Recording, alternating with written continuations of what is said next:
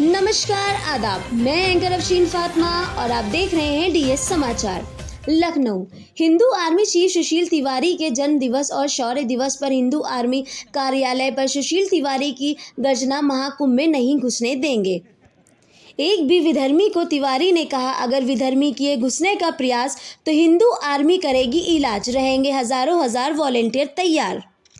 आगामी 13 जनवरी से महाकुंभ लगने जा रहा है। अपने जन्मदिवस पर सैकड़ों कार्यकर्ताओं के बीच तिवारी ने कहा, एक भी विधर्मी को महाकुंभ में ना तो दुकान लगाने दी जाएगी, ना ही प्रवेश करने दिया जाएगा।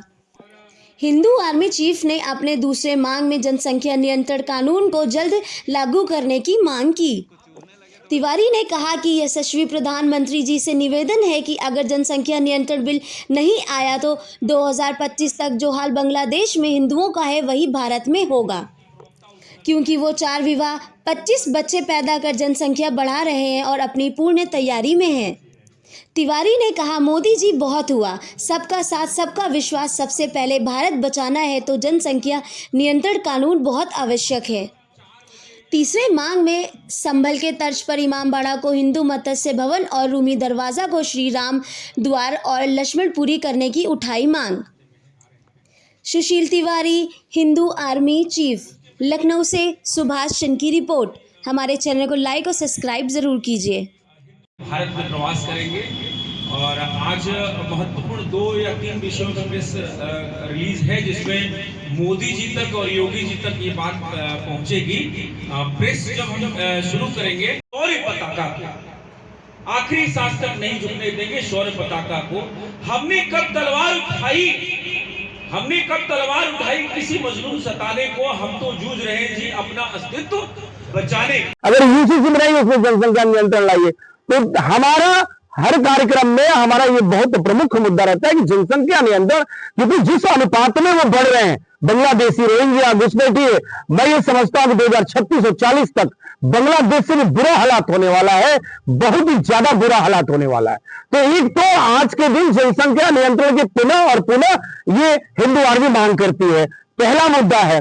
दूसरा मुद्दा है कि अगर आप देखेंगे कि जिस तरीके से देश के अंदर जहां जहां खुदाई हो रही है, वहां हमारे ही मंदिरों के निशान मिल रहे हैं और सारे सामान मिल रहे हैं। तो उसी तरीके से संभल की घटना आपने देखी, किस तरीके से संभल में लोगों ने विरोध किया। अगर दाल में काला नहीं है तो आप क्यों नहीं जांच करने देते हैं?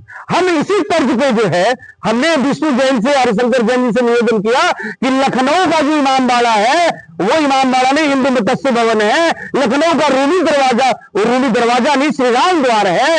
लखनऊ अपने आप में लक्ष्मणपुर है। तो हमने विष्णु शंकर जैन जी से, हरिशंकर जैन जी से निवेदन किया कि आप ही जैसा राष्ट्र का जो पुत्र है, जो आपने जन्म लिया है, कि सारा ये जितने भी बाबर और अकबर ने कब्जे किए थे उनको हटाने का, तो एक लखनऊ भी लक्ष्मणपुरी है, जहां पे हमारा हिंदू मत्स्य भवन है, जिनको श्रीवास्तव के पूर्वजों ने बनाया था। तो उसको भी इन मुगल के वंशजों से छुड़ाकर और हम हिंदुओं को सौंपने का कार्य करें।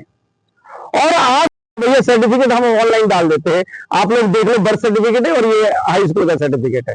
तो 6 दिसंबर शौर्य दिवस के दिन हमारा जन्म होना, ये अपने आप में बहुत ही सौभाग्यशाली मैं अपने आप को इस बात के लिए समझता हूं। चूंकि आज जन्मदिन का मौका है, सभी कार्यकर्ता गण आए हैं, मीडिया बंधु आए हैं। 2-3 मुद्दों पे हमने आपसे बात करनी है। पहला मुद्दा है कुंभ मेले का, महाकुंभ जो 2025 में लग रहा है 13 तारीख से, वो मुद्दा है। दूसरा जनसंख्या का है, तीसरा संभल का है। तो इस मुद्दे पे हम अपनी बात रखना चाहते हैं और हम चाहते हैं कि इस बात को प्रधानमंत्री मोदी जी तक आप पहुंचाएं कि प्रधानमंत्री मोदी जी के नेतृत्व में और आदरणीय योगी जी के नेतृत्व में उत्तर प्रदेश चल रहा है और मोदी जी के नेतृत्व में पूरा भारत चल रहा है।